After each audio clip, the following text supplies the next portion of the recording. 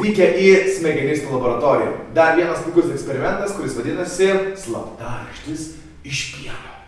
Jums reikės balto lapo. Labai paprasto ir lygiai tokio paties balto, paprasto pieno iš šaldytuvo. Taip pat reikės teptukų. Jo, ir reikės labai geros minties. O ką tu rašysi? Nu, tai galvok pats.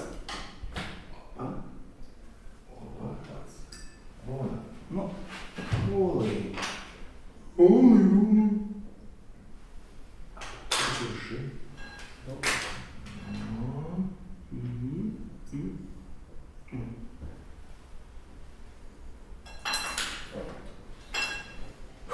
Aš atrodo baigiau.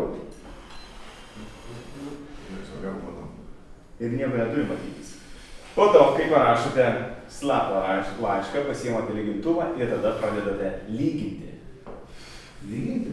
Lyginti. Daug lyginti. Na palauk! Duok palyginti mano, kaip mažas vaikas. Nu, kiek tu metų? Palauk. Duok čia tą lygintuvą. Mano jau atrodo man. Va, matas.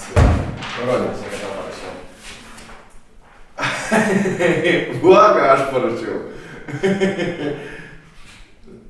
Blogai parašiau? Laimėkite mėgintuvėlio renginį savo klasiai, surinkite visas 80 smegenistų kortų, išradingai nufotografuokite ir siųskite mums adresu maxima.lt /į dešinę smegenistai.